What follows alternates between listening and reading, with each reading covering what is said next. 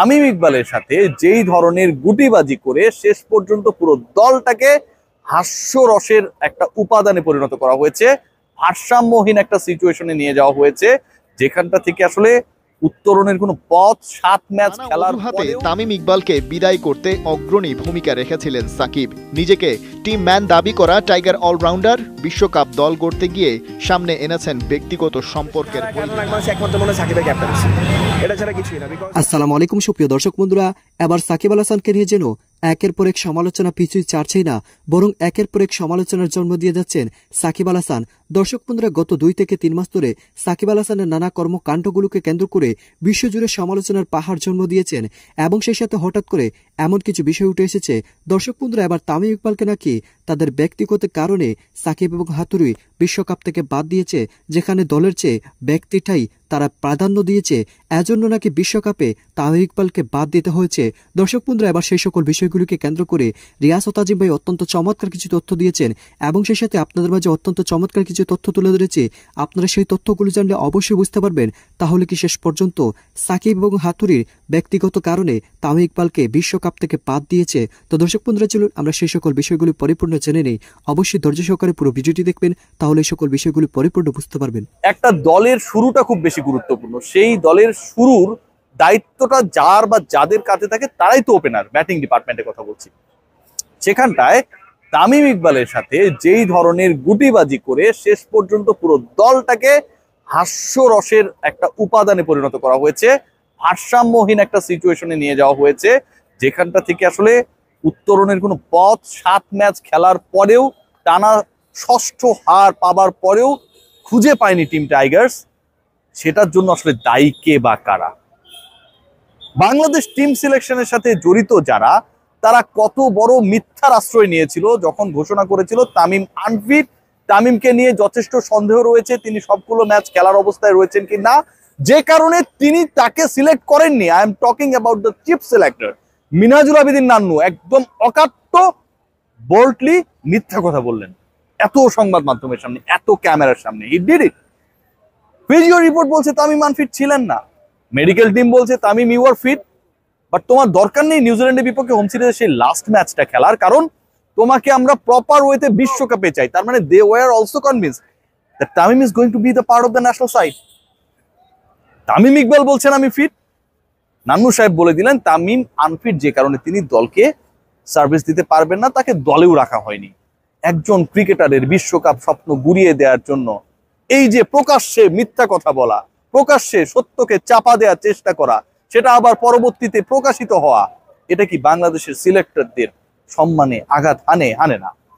আবার যদি আমরা খেয়াল করি যে এই তামিম ইকবালকে বাদ দেওয়ার জন্য মিনহাজুল আবেদীন নান্নু যেই তত্ত্বটা স্টাবলিশ করার চেষ্টা করেছিলেন ফিটনেস রিলেটেড, এখন কে কতটুকু ফিট আনফিট আমরা দেখছি, কতটুকু তাসকিন ফিট, কতটুকু আমাদের সবার ক্যাপ্টেন সাকিব আল হাসান ফিট, সেটা আমরা দেখছি। শতভাগ ফিটনেসের মানেটা কি, সেটার উত্তর আমরা খুঁজছি। অ্যাপ্লাই করা হলো কি, তামিম ইকবাল তুমি খেললে ওপেনিং এ না, নিচে খেলতে হবে। মজার ব্যাপার কি আপনারা জানেন, মেহেদী হাসান মিরাজকে তামিমের জায়গায় যে খেলানোর 15 দিন আগে ম্যাচের পরিকল্পনার কথা বলা হয়েছিল, নির্জলা সত্য হলো 7 ম্যাচের 6টায় বাংলাদেশ হারলেও, মাত্র একটা জয় পেলেও, টানা হারের বৃত্তে ডাবল হ্যাট্রিক করলেও মেহেদী হাসান মিরাজ এখন পর্যন্ত কোনো ম্যাচে ওপেনার হিসেবে খেলতে নামেন নাই। মেহেদী হাসান মিরাজ তামিম না থাকার পরে বাংলাদেশের যে দলটা ওপেনিং এ স্ট্রাগল করছে, প্রত্যেকটা ম্যাচে কোনো ম্যাচে মিরাজকে ওপেনিং এ খেলানো হয়নি। 3-এ খেলানো হয়েছে, 4-এ খেলানো হয়েছে, 5-এ খেলানো হয়েছে, 7-এ 8-এ খেলানো হয়েছে, কিন্তু যে স্লটটার কথা বলে তামিমকে বাদ দেওয়া হয়েছিল সেখানটায় খেলানো হয়নি। তানজিদ তামিমকে রিপ্লেস করবেন বড় বড় কথা বলে তাকে দলে নেওয়া হলো। আমি তার বিরুদ্ধে না, বিপক্ষে না, এই ক্রিকেটারের অনেক ফিউচার রয়েছে, তিনি ভালো করবেন, হয়তো পরের বিশ্বকাপেই তানজিদ তামিম একজন অন্যতম ওপেনিং স্তম্ভ হয়ে উঠবেন, কিন্তু এক্সপেরিয়েন্স তো ম্যাটার করে নিশ্চয়ই, তাই না? অভিজ্ঞতার তো একটা দাম রয়েছে, যেটা আসলে আমরা দিতে চাই না। তানজিদ তামিম কোথায় খেলে আসলে জাতীয় দলে ঢুকলেন? ওপেনার হিসেবে, একমাত্র ওপেনার হিসেবে। লিটন তো রয়েছেই, তার সঙ্গী হিসেবে একমাত্র ওপেনার হিসেবে, কোনো ব্যাকআপ নেই, কিন্তু এখানটায় তাকে সিলেক্ট করা হলো। সেটা হচ্ছে emerging Asia cup, 4th grade 5th গ্রেডের একটা টুর্নামেন্ট, যে টুর্নামেন্ট ঘিরে কোনো পার্টিসিপেটিং নেশনস গুলো যারা এখানটায় এশিয়ান কান্ট্রি হিসেবে খেলছে তাদের কোনো আগ্রহই নেই। সেই ইমার্জিং এশিয়া কাপে তিনি 2টা ইনিংসে ভালো করেছিলেন, 70 odd রানস করেছিলেন, তাকে এখানে দলভুক্ত করে দেওয়া হলো। জাতীয় দলে ঢোকার মানদণ্ড যদি হয় থার্ড গ্রেডের এমার্জিং এশিয়া কাপের পারফরমেন্স, এবং সেই পারফরমেন্সকে বিবেচনায় নিয়ে সিলেক্টররা যদি জাতীয় দল বিশ্বকাপের জন্য নির্বাচন করেন, তাহলে তাদের মাথায় কি কাজ করে সেটা হয়তো আপনাদের সবার বোধগম্য। তানজিদ তামিম প্রিমিয়ার লিগে কখনোই ভালো করেননি, টপ 20 রানস গেটারের মধ্যে ছিলেন না। তানজিদ তামিম এর আগে কোথাও কনসিস্টেন্টলি পারফরমেন্স করে করে করে করে নক করে করে যে আমাকে খেলাতে হবে, আমি আপনার পাইপলাইনের সেই ক্রিকেটার যাকে নিয়ে আপনি ভাবতে পারেন, যেমনটা শুভমান গিলকে নিয়ে ইন্ডিয়ান সিলেকশন প্যানেল ভাবে, যেমনটা এনজোড কেএল রাহুলকে নিয়ে তারা ভাবতে বাধ্য হয়েছিল, তানজিদ তামিম কি সেরকম ভাবে নিজেকে প্রিপেয়ার করে দাবি জানিয়ে জাতীয় দলে ঢুকেছেন? শুধুই ঢুকানো হয়েছে তামিম ইকবালকে বাদ দেওয়া হবে, হাতের কাছে কে আছে তাকে দ্রুত নিয়ে আসো। ওপেনিংয়ে তামিম ইকবালকে সরানোর জন্য, তার রিপ্লেসমেন্ট তৈরি করার জন্য যে পায়তারা করা হয়েছিল, সেটার ফল ইডেন গার্ডেন্সে বাংলাদেশ পেয়েছে, ওয়াংখেড়েতে বাংলাদেশ পেয়েছে, চিন্নাস্বামীতে পেয়েছে। যত মাঠে বাংলাদেশে খেলা হয়েছে, সেটা হতে পারে ধর্মশালা, সেটা হতে পারে মুম্বাই। নানা অজুহাতে তামিম ইকবালকে বিদায় করতে অগ্রণী ভূমিকা রেখেছিলেন সাকিব। নিজেকে টিম ম্যান দাবি করা টাইগার অলরাউন্ডার বিশ্বকাপ দল গড়তে গিয়ে সামনে এনেছেন ব্যক্তিগত সম্পর্কের বৈরিতা। উপহার দিয়েছেন লিটন তানজিদ তামিমের সাজানো ওপেনিং পার্টনারশিপ, যারা রানের ফোয়ারা ছোটানো বিশ্বকাপে 7 ইনিংসে গড়ে রান তুলেছে 35। বিশ্বকাপে অন্তত 4 ইনিংসে ব্যাট করা ওপেনিং পার্টনারশিপগুলোর মধ্যে লিটন তানজিদ তামিম জুটির এভারেজ সেকেন্ড লোয়েস্ট। শেষেরটা শাহরিয়ার নাফিস তামিম ইকবালের বটে, তবে সেটা তো 2007-এর ঘটনা, যখন আন্তর্জাতিক ক্রিকেটে বাংলাদেশ কেবল শিশু। কিন্তু বাকিরা যখন ঝড়ের গতিতে এগিয়ে চলেছে, নতুন ক্রিকেট কালচারের সাথে মানিয়ে নিতে কেউ কেউ খেই হারাচ্ছে বটে, কিন্তু মানিয়ে নিয়ে ঘুরে দাঁড়াচ্ছে ঠিকই। এদিকে বাংলাদেশ হাঁটছে পেছনের দিকে।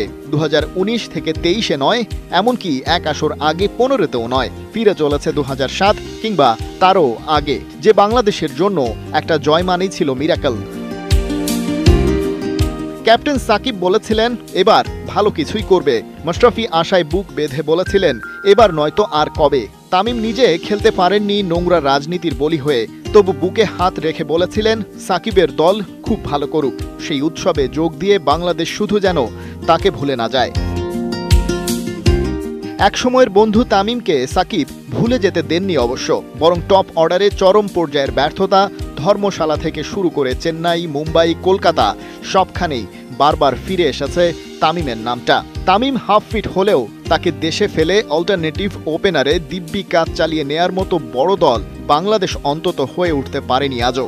সাকিব হাথুরু মিলে যে বিলাসিতায় ভরা রাজনীতি করলেন, সেটা দিন শেষে বাংলাদেশ এফোর্ট করতে পারল না। আপনারা হয়তো পুরো ভিডিওটি দেখে এবং এই সকল কথাবার্তাগুলো শুনে অবশ্যই বুঝতে পেরেছেন, অবশেষে সাকিব আল হাসানকে নিয়ে একের পর এক নানা তথ্য বেরিয়ে আসছে, আর সেই তথ্যগুলো অনেক সঠিক।